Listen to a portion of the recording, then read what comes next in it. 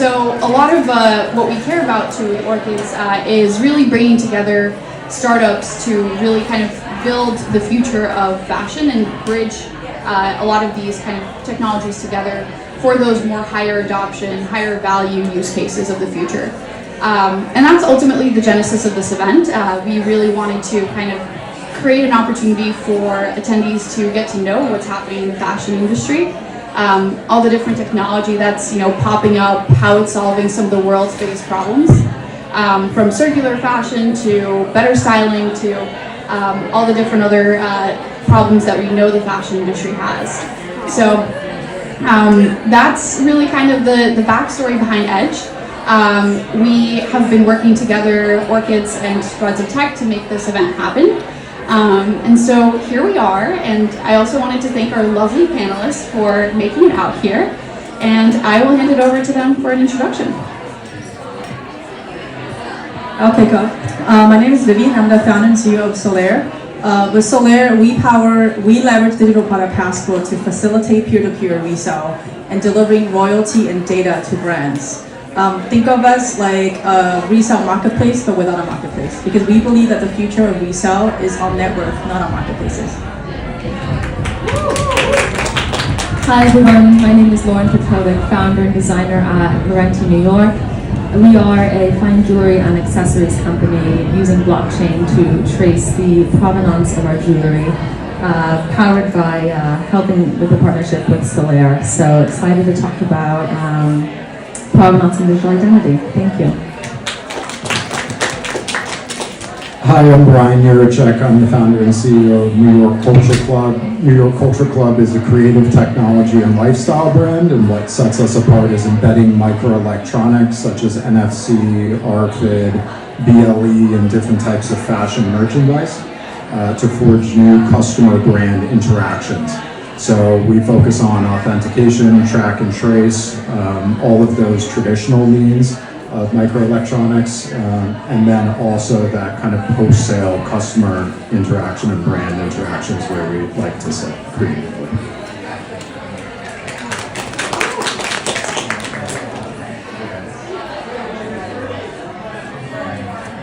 Hey guys, I'm Brandon. Thank you for having us. I'm at Zetachain, and we're building a new blockchain that essentially connects other blockchains together.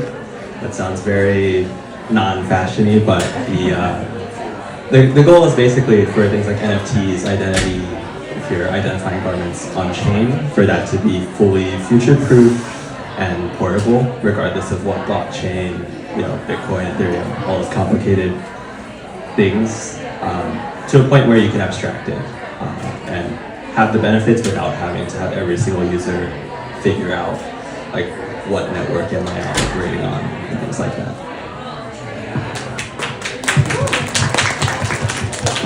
Hi everyone, my name is Jana and I'm one of the co-founders of KIKI.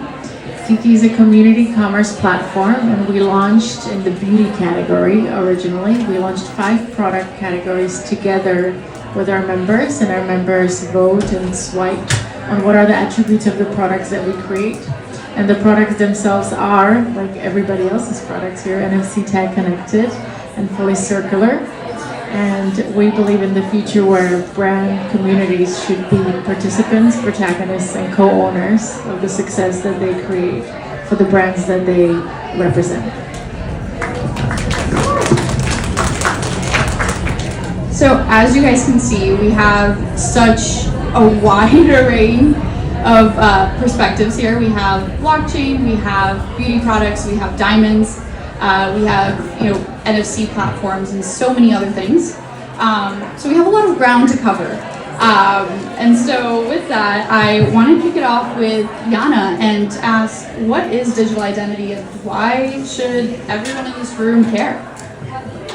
It's a very big question, and I think everybody in this room has done some thinking about what that means in their private lives. So I'll narrow down the answer to fashion and beauty and how we think about it in KIKI. When we started KIKI, we were thinking that it's absolutely crazy that customers don't participate or even own their preferences whenever they shop for beauty products.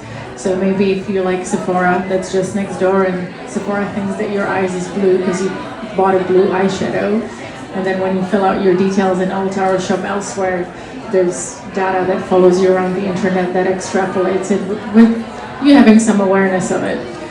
I think with KIKI, when you come to our platform, every action is rewarded for points that are off-chain and attaches to your profile that is on-chain. And those actions are linked to your stated preferences. So would you like to create a nail polish that's blue or green? Would you like your moisturizer to be fragrance or non-fragrance? Would you like an ingredient that's for evening out skin tone, or would you like an ingredient that's hydrating?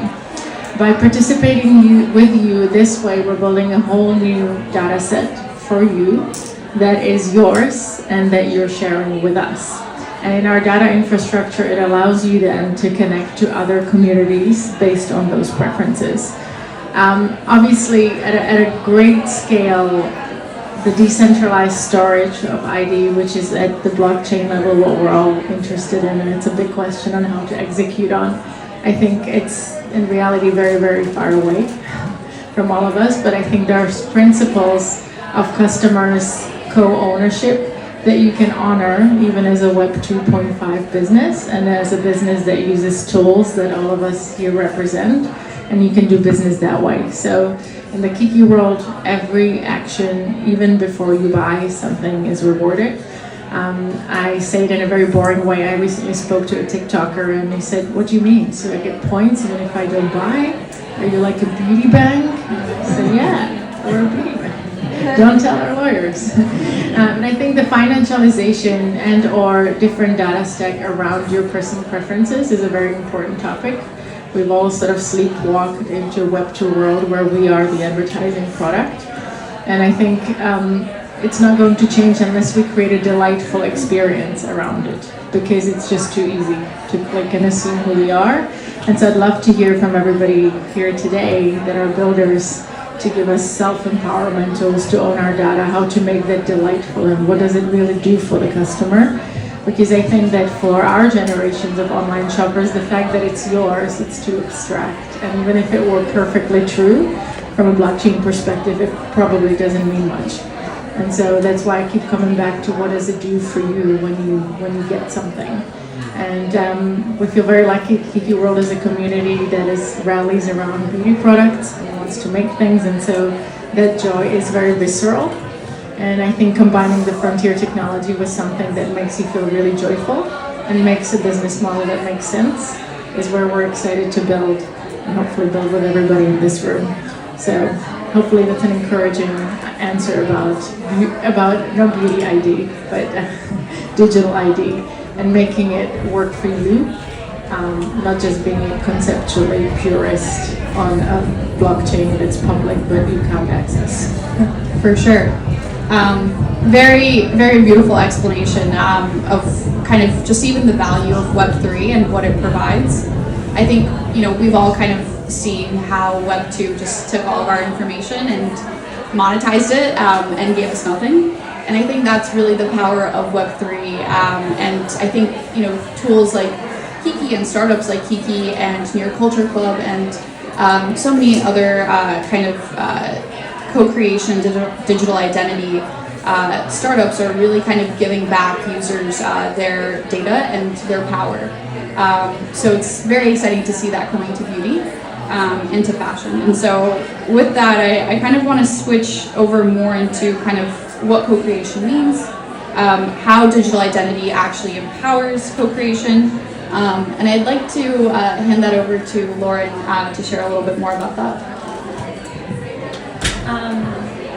So starting off thinking of consumer products and this technology that we have, I think it's looking at it twofold. So first of all, I think that much of this is very data driven. We have access to all of this data, and matched with that is also something very emotionally driven. So when it comes to my business, working with customers to create jewelry, to sell jewelry, it's very emotionally driven and usually linked to a very important time in their life. So using the technology of blockchain, you're able to connect that data and that emotional gap, and giving them the tools to be able to connect their personal story to the journey of a diamond, for example. And when you're making a piece of jewelry, there's many people involved. You know, it's not just the retailer, the designer working directly with the customer. I mean, it starts first with all the way from the beginning, from the mining, from the manufacturers. You have the cutters, you have the polishers, you have the wholesalers, before it even reaches the borders here in the United States. So there's, you know, so many hands touching, making this beautiful piece of work happen. So, you know, to the extent of the co-creation, there's so much happening, you know, behind the scenes. So now we're entering this new paradigm where, you know, brands are opening up these new avenues with customers to help them build their story with this technology. Hence the creation. But I'm really curious to hear, for example, what the New York Club is doing and how you guys are using the tech. Yeah, so we very much believe in a state of prosumerism, so producer consumerism. So we've kind of been in this area where we uploaded the world to the internet 30 years ago and lost control of authentication of information and assets. We've also done a very poor job of actually authenticating physical assets as well, which is what microelectronics allows for, is when we can embed a microelectronic in something and uniquely link it back to a digital record, certificate of authenticity, authority, whatever we want to call it. It doesn't have to be on a decentralized blockchain. There are advantages to that. I believe there's reasons of why we should do that. But it could be any type of ledger. It could be even a non-blockchain based ledger. The idea of actually owning something in the digital realm is different than ownership in the physical realm as well. So in the physical realm, we have possessorship. We understand ownership as I have this, I custody this thing, I'm holding it, and I'm going to call the police if somebody steals it. Right? We wanted that same type of authority and responsibility with our digital assets, but we didn't build the infrastructure that can actually hold the weight of that system yet. So we made a lot of promises that we honestly couldn't keep, right? So the last couple of years have been marked by a lot of disillusion and people that have been left behind, whether that's Web3, Metaverse, blockchains. But it's actually all just about helping you better understand your ownership of things, and that's the mark you leave on something, right? So you don't truly really ever own anything permanently. It's the mark you leave on it. And we're at a place where we can actually use a microelectronic to embed those experiences that we have with our physical objects and different types of things like fashion merchandise or diamonds. And we can say this diamond was worn to the Met Gala at this time, on this day, right? And then we can pass that down and hold that provenance, and that's what gives it value in that secondary market, is the very fact that I can bring it somewhere and they can immediately authenticate that it is what they think it is, right? So a lot of this comes down to the authentication of information and assets, and we have to be able to know what we're looking at. And at a time where AI is distorting a lot of that, right? And we're all looking at things on the internet and being bombarded, and we're in this state of technological paralyzation, we need to know what's real, right? What's human-made, what's machine-made, what's a hybrid. Is this piece of information I'm looking at accurate, right? Is the planet flat? You know, we can't just live in this state of chaos. We have to organize that information, and it starts with digital assets and physical assets. Very well said. I don't know if you guys can hear me, but I think, you know, to that point too, Vivien, I know you have a lot to say on the topic of provenance and, you know, how important it is to luxury. So we'd love to hear your thoughts. Sure. So prior to starting Solaire, she spent over 10 years in the luxury sector. So it's a question that's very dear to my heart. Number one is provenance. Coming from jewelry, we all know that provenance is everything. The birthplace of a stone is 90% of the value. And where it's valued, where it's cut, all of that goes into the actual value of the retail price that customers are paying for. So the jewelry sector spent a lot of time trying to put everything in writing, almost like having a birth certificate or your jewelry or your diamond certificate for every single gemstone. So, but that information typically is not transparent. The end consumer gets a piece of paper that may or may not be authorized by a third party. and the future owners of that particular stone is relying entirely on that piece of paper to validate and to authenticate the value of that product. So now everything is being digitized, or even better, it's being digitized on blockchain, so that it's a public, transparent, tamper-proof database that everyone can access. So, and that's number one. Number two is the value that the brand brings to every single creation. Like something that you bought from a well-known luxury brand is costing you a lot more than something that you buy from the Diamond District. And that value, the authentication, that brand touch is also a lot, which is why it all goes back to the authentication of the product to the origin. Like if an item was made in Italy, was made in France, it's costing you a lot more. So consumers are used to paying that hefty price tag. Now we want proof. We want to be able to carry that value into the secondary product. That actually goes back to the concept of the digital product passport. So in EU, there's a mandate by 2026.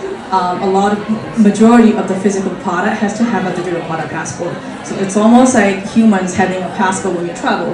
Now, as an item moves through its life cycle, first owner, second owner, manufacturer, resale, marketplaces, now that passport will travel with that product.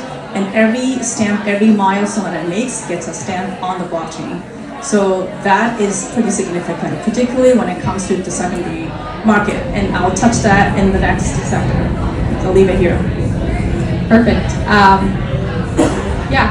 Lots of great points covered here. I think really, to your point, Vivien, and I just want to reiterate this again, I think eventually we're going to live in a world where, we buy a luxury item, we buy a Louis Vuitton bag, and we know that it was made in Italy. We know that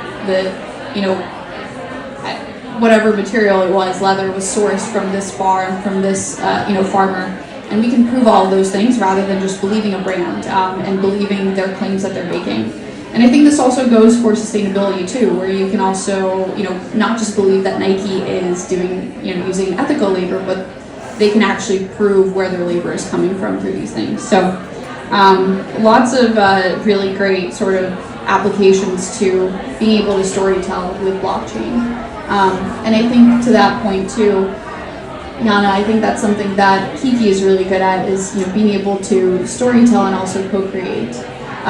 So would you mind sharing a little bit more about what that looks like, kind of the next level to digital identity?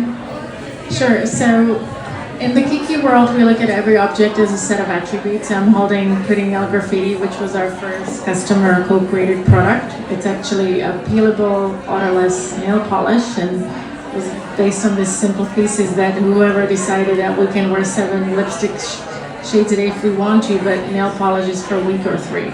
Why can't we have the same level of flexibility around expression on our nails? So then we went in, and if you look at this component, we have custom tooled an aluminum circular component so that it could be infinitely refillable at the industrial scale.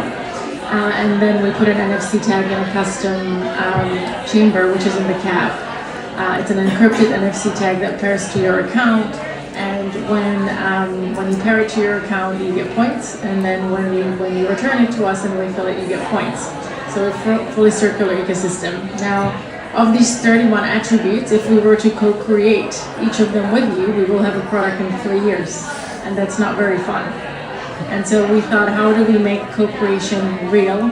And where is the sweet spot of people being co-created and invested, but also having the product in their hand and us not breaking any compliance laws? That answer is 30 days in the United States. It's 90 days in Europe.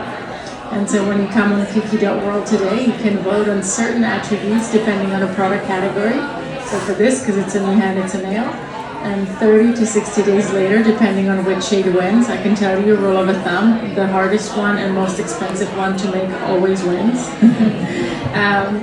Then we create that, and along the way, as I mentioned before, you get points. So the way that we think about co-creation is really a set of attributes that we can collaborate on and still launch the product in a mutually exciting period. Because obviously crowdsourcing an idea is not a new idea. It's a very simple thing. Why sell people something if you can ask them what they want and make it? Easy. It's hard to do. And hard to do in an engaging way.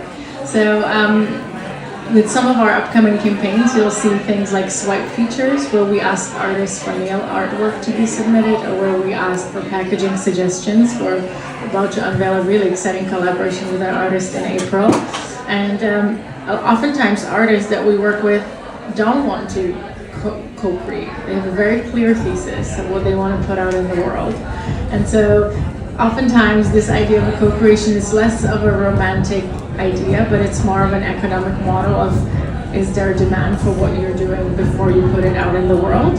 And the co-creation piece doesn't need to be tied to the physical tool, but it's how the physical object shows up in the world. Should it launch in Los Angeles, or should it launch in Chicago? Should it be launched with this musician or the other musician? And you can involve community of people around you. And what we have learned, and we don't have time to go through many examples, but we have learned that the most unexpected and exciting ideas come to fruition when you do collaborate. And so really the economic benefits to everybody involved is tremendous. And it's really hard to understand ex ante, but it's really fantastic to see ex post. But it is all of this co-creative process is now enabled through technology. 10 years earlier, we didn't have precision dosing and small batch manufacturing available for these types of things. So I'm very encouraged and very optimistic that from fashion and manufacturing processes in fashion, beauty, biotech, we're now entering the era where this new way of thinking about launching products and creating things is truly possible. And really invite everybody in the room to come and suggest what we should make next with KIKI World and beyond, because now we do have the technology to do that, rather than selling. We can be making together. Very nice to hear. So I want to also throw it over to Brandon and Brian for a little bit. Just talking more about storytelling, and we talked a little bit about digital identity. The next level is, of course, co-creation and how that builds a story. Could you maybe tell us a little bit more about the tech behind that, and share more also to what that looks like? How do you give people credit for their ideas?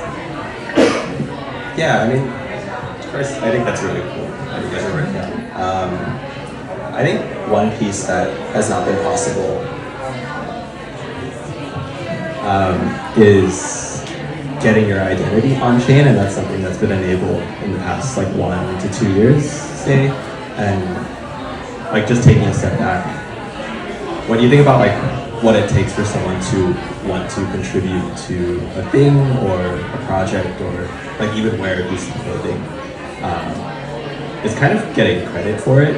And if you don't have that ability or that avenue to say hey, I contributed X or Y idea, I proposed we launch in Chicago instead of LA, then no one feels that empowerment to want to contribute to that project. So now you have a route to say, hey, and privacy included too. I, Brandon, said this idea on January 29th. And that enables a lot of things and a lot of more creative freedom for people. I think people are kind of afraid to share their ideas because either they won't get credit or someone will take that idea. And then I guess that's kind of pre-creation of a product. I think when you go to post-creation, that's where it gets even more interesting there. Now, I think we were just talking about this. You have the ability to say, hey, I am wearing this X or Y piece on this day. I'm styling it in a certain way. You can see it on Instagram. It's all verifiable. And then that's where the cool storytelling can come in, where you can even kind of in the TikTok style remix culture that they kind of cultivated. You can take a piece, remix it, restyle it, or even alter it, and then have a way to reference that. Oh, actually, it originally looked like this. It was from this manufacturer. It was also worn by this person. So then you have the whole lineage, even beyond manufacturing, the whole life of the product. So I think that is all basically enabled by being able to say, yes, I did this at this time, which is heavily just like some research papers that were implemented in the past 3 years that let you do that in a secure way where you're not exposing your entire identity on some public database. AKA blockchain. Exactly. Nice. Ryan, we want to hear your thoughts too. Yeah, well, to that exact point, if you use decentralized blockchain technology to do something like that, a protocol like the ERC 6551 protocol, which allows an NFT to have its own wallet. So an NFT can own an NFT, that can own an NFT, that can own an NFT, right? So that means that I can wear my sanctioned Taylor Swift merchandise to her concert, and when she gets within 15 yards of me in the front row, it push notifies my phone and says Taylor's signing your hat, digitally signing your hat, and saying that I'm at that concert at that moment within the presence of Taylor Swift and within 15 yards of her because of that microchip that her team put in that hat. And then when that hat sells for $4,000 later that night on some sort of marketplace that verifies through a multi-chain aggregator, right, then that is secondary market royalties back to Taylor and her crew, 5%, 10% on 4,000 or whatever that is, right? So that creates a state where we can embed those experiences literally on the object itself, and we can actually hold the weight of that kind of prosumerism that we're talking about, or being able to be not just a passive participant of an ecosystem, but an active creating player within that space. So, you know, blockchains are just, whether people are confused or not, it's the best tool that we have right now to categorize, sort, track, and recall digital assets, and if they are linked properly with microelectronics, I believe it's the best way to authenticate a physical asset today as well, in concert with the hardware authenticating the item itself as well, which you spoke to. So not only is chain authenticating it, the node itself or the microchip itself authenticates the item. Awesome. So that was a little dive into you know, some of the hardware and software that it takes to make this happen. I want to throw it back to Vivien, who is building on blockchain to, you know, kind of make all of this cohesive and work together for us end users to actually use. So I would put this in a real world example. When I sort of left my corporate job, there were two problems that I really wanted to solve. Number one is interoperability for resellers. I'm sure you guys have sold things in the past. Your experience is if you bought something, say from any well-known brand, you took it to one marketplace. That marketplace, take it to a warehouse, they authenticate it. They tell you whether they think your product is real or not, and tells you whether you can sell it. And then when the next customer bought it, the customer takes to another marketplace. The whole process goes through all over again by someone else. So there's no consistent identity of the products being circulated in the resale market, which makes it very difficult for owners, like subsequent owners, to be able to resell, to uphold value. And what's worse is for the brands. As the original producer of a product that is highly sought after in the secondary market, I have zero access to data, to revenue, and to the secondary customers. So we work a lot in the fashion sector as well in the memorabilia and collectible sector. So in a world of memorabilia, value typically goes up. The resellers are the ones that are actually paying more money to own a certain product in the secondary market. So particularly for celebrities and for like athletes, they are way far more removed from their fans. They have no idea who the super fans are that are spending more money. That $4,000 Taylor Swift hat, I have no idea who's buying that. So now blockchain assigning an identity to the product as well as the customer. We don't have to know who you are if you wanted to protect your privacy, but we know on a blockchain wallet address level who you are. We have sort of a persona of you as a consumer. Who are you spending money with? What are you buying? With that level of data, brands can better serve you. That way you will be able to engage and interact with your favorite brand without giving your personal information. So, and I think this is the only way to make the ecosystem to come together. How do we make sure that we can reward and incentivize the true creators, the producers of the product? How do we reward and incentivize the stakeholders that are in the value chain? And instead of giving too much money to the middlemen. Middlemen exist for a reason, but I think they should do things more on the side of like customer engagement, curation of products, than trying to authenticate a product that they have no expert in. I came from the luxury sector. I know it's very difficult to authenticate products. You can take a product, a fake product, to the retail store of a brand, and the staff, they won't be able to tell you. So a third party will be very, very difficult to be able to tell every single brand out there whether the product is real or not. So you have to rely on technology. Humans have errors, and we produce inconsistency. It's just the way that we're designed. So technology and blockchain, a consistent shared public database, is the only way to resolve this. Awesome. Yeah, you guys all make such amazing points. And to that too, I think, we've covered a little bit of ground on garments. We've talked a little bit to beauty and how, this technology applies. Now I want to throw it to Lauren here and chat a little bit more about diamonds. Diamonds are unique. You can't exactly unsee that. They're special. So how do we work with the digital identity of diamonds? So, thinking of provenance with high-value goods, I think the significance of provenance is twofold. I think it's ethical sourcing, of course, for diamonds, and authentication.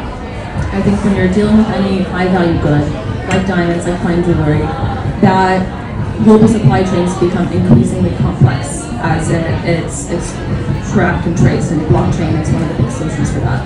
Now, when it comes to implementing the technology, such as my position as a brand, working with consumers and partnering with companies like Solaire to deliver these certificates, you're able to now trace the origin, be able to trace back generations, if you passing on that jewelry. So what it's solving is really three things. You're providing more trust, transparency, and trust to your end consumer. I think also too, a big two hot topics right now on the diamond market are traceability and Russian sanctions.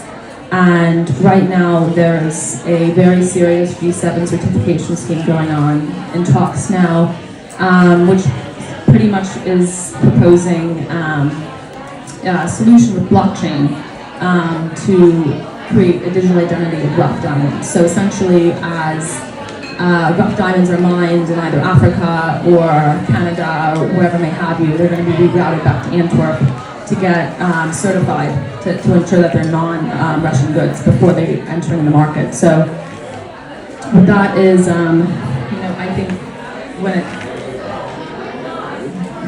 before it enters the market,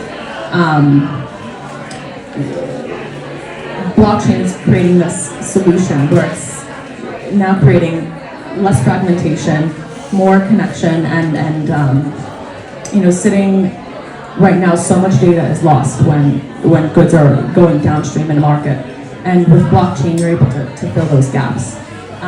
There was a statistic that I wanted to go back to here, but I think one of the solutions blockchain helps is facilitate more interoperability and sharing of relevant data. Like, you have your certificates, you have your origin, and you have the tracing of ownership.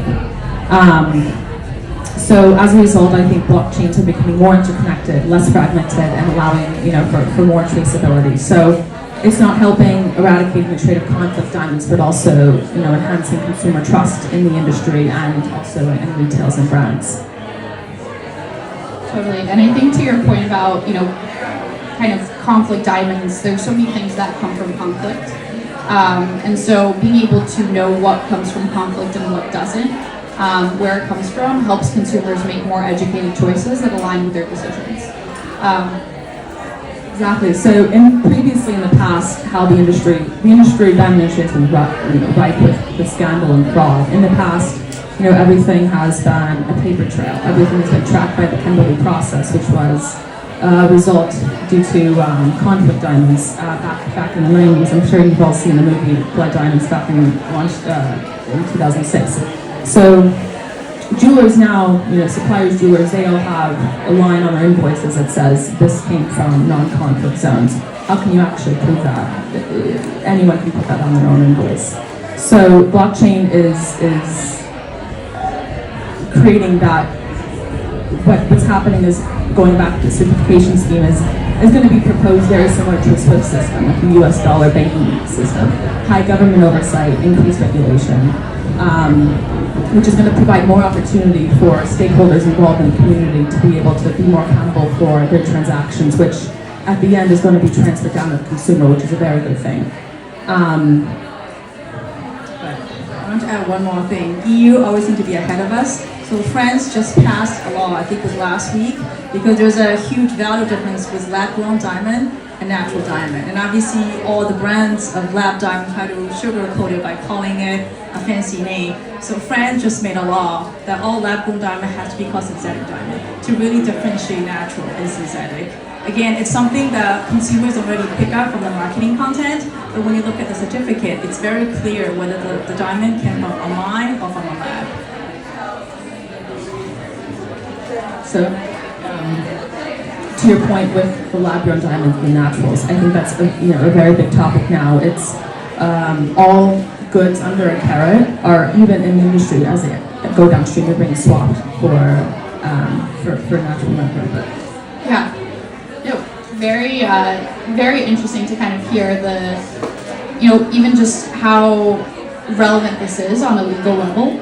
I think, the concept of digital identity, although sometimes it feels a little bit abstract because we're not really used to it, it's around us and exists already. We just haven't always had the best technology or tools to actually keep track of it. And so now we do, and I think that's, a very exciting opportunity for kind of, all sort of retail goods to take advantage of.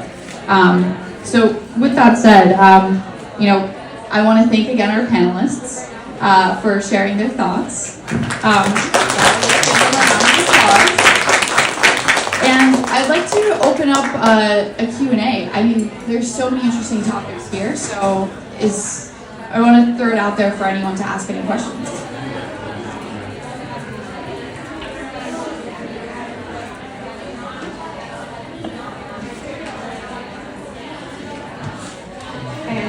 I work in tech actually, and my question is, there's a lot of great work, it sounds like a great use case for blockchain, but how do you ensure there's no fraud being developed or any kind of like dark loops being used with some of this data? I think that may be a good question for Brent.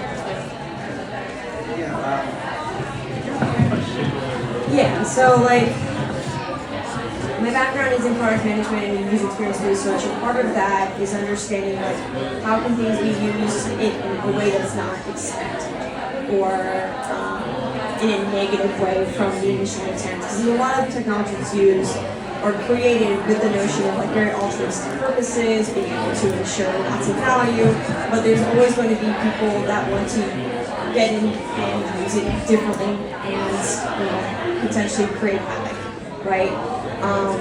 So how are you guys being able to counterbalance it? Or have you done any work to account for those types of parts? Yeah, so one really good question. I think top of mind, like blockchains are kind of open systems where like anyone can like send a transaction on it, or also like for verification purposes, they can say like I branded and created X or Y on this date, and you can't do anything about that. So I actually think it's more of like a social consensus problem or like governmental problem, like who can actually regulate this like protocol or this line of data is the correct one, and only certain people or authorities have the ability to write to that like line. It's transparent, but like it should be permissioned in a sense. It can't be fully free form because like you're totally right. I think 80% or more of the crypto industry right now is focused on basically scamming people, which is pretty horrible. It's not a part of the industry that I like. But yeah, on the actual like verification piece of like someone in the physical world did this thing, that is honestly kind of unclear to me, like how you actually verify that. It has to go through some permission or trusted party. Yeah. Like, it really came up to me when you mentioned the use case with Taylor Swift verifying. is right. How do you confirm that it was in fact her versus someone with a copied version of her potential NFT piece that would like valid? Yeah, because she had a non-clonable chip on her fingernail that she cast at a 50-yard distance with an ultra-high frequency radio wave that was pinged in to be identified and received by those goods and encoded to be received by those goods. So the real answer to your question is blockchains in a silo are not some silver bullet. This is a multi-authentication procedure that occurs across not only the hardware itself, right, but then potentially a blockchain to actually certify, certain timestamps and display that information in a decentralized manner. The truth is, decentralization is not a technology. It's a thing that lives within your heart, or it doesn't. So if you don't want to do better, it doesn't work. And that's the problem, is that we keep swinging the hammer back into our face and expecting houses to get built. So we have a lack of leadership today. That's what we have a lack of. And these things do need to be centralized with certain authorities, because even like you noted, certain things aren't good decentralized, like marketing and like product creation in a specific time frame. So all of this is actually traditional forms of telecommunication, security, and encryption protocols that are being stacked with blockchain to create what I would refer to as, a multi-factor authentication procedure for either a digital or physical asset. With a digital asset, you have to have a meta mark, and there's people who own patents within this particular space, and the ability to basically say, this is the original blueprint for which all those co-creations were built off of, right? And we've all talked about making sure the original stakeholders were taken care of. That starts with that origin blueprint. And then we have to be able to know exactly what that is to then build upon it. But no, blockchain is not a silver bullet, and I think the most important thing, again, is we have to want to do better, before any of this works. I think we have time for one more question.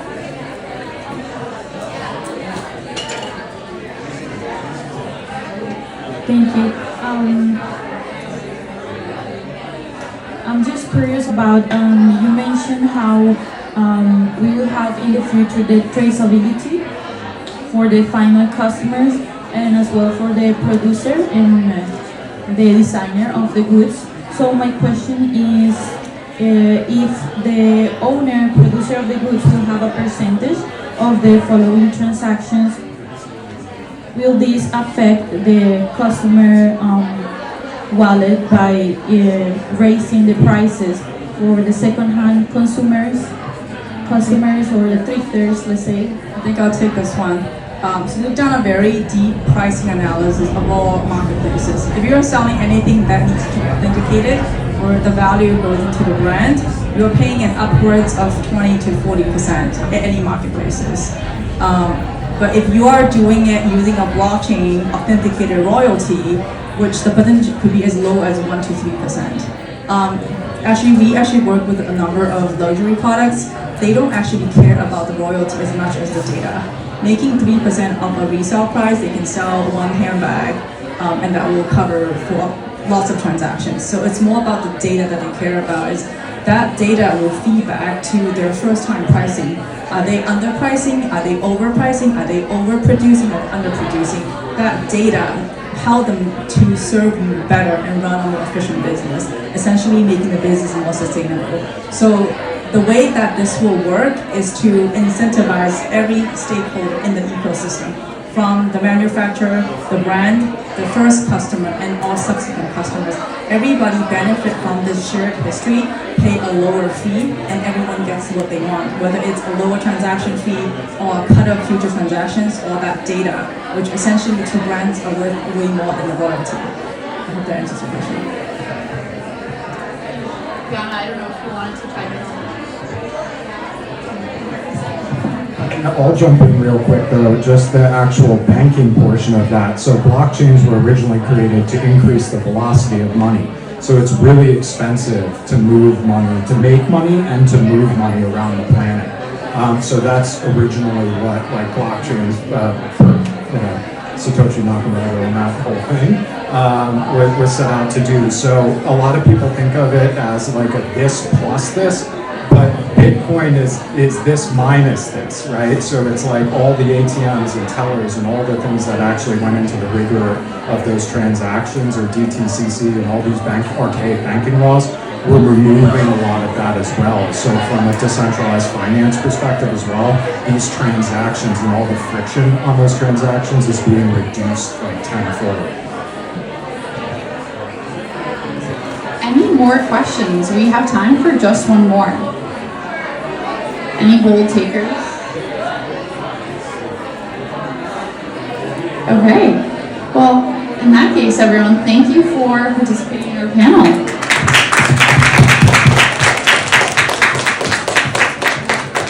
And big round of applause for our awesome panelists, by the way. They're incredible.